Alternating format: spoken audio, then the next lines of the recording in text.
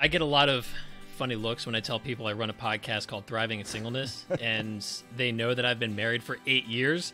So I have gotten used to that irony of the fact that I do run this podcast. But it was really what God taught me before I met my wife, and just how God had shaped my heart, because I had a very unhealthy desire for a marriage. I always wanted it, and I think that even a healthy marriage can be an idol in your life. You know, even a good, godly, Christian-based marriage, that can still be an idol. And so I idolized that. That was something that I kind of built my life around, the idea of getting married someday. And so, you know, God had brought me to a breaking point that I just completely just surrendered. And I said, God, like, you know what?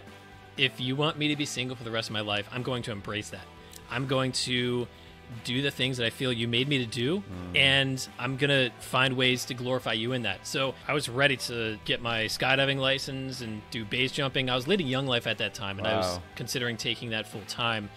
And all my crazy shenanigans, all the crazy things I'd done shaped into some really cool stories that was able to gather attention from the youth that I was mentoring and speaking to. And so I was like, I'm going to continue doing the crazy things, and I'm going to just live all out, you know, and changing my perspective from building my life around the idea of getting married someday to building my life around, if I'm going to be single for the rest of my life, then I'm going to make it great, and I'm going to just like go all in on that.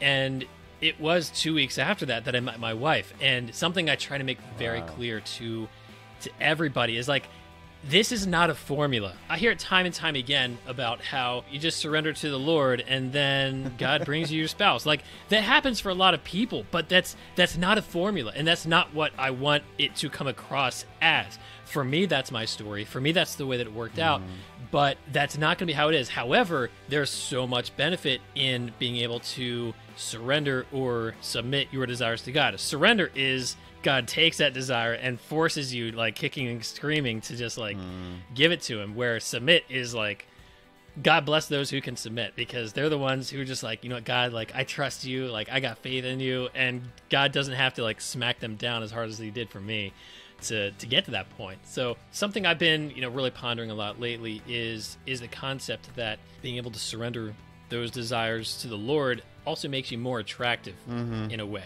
And I think that might be partially why so many people have that story of, oh, I surrendered to the Lord and then I met my spouse, you know, because there's a lot of different aspects of surrendering and trusting God that makes a person naturally more attractive. And why is that? Why are you going to be more attractive if you surrender to God?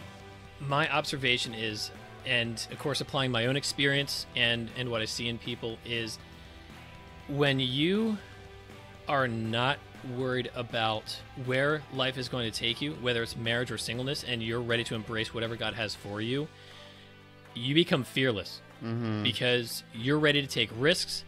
And when you make moves and things don't pan out, you're not worried about it, and you're not desperate.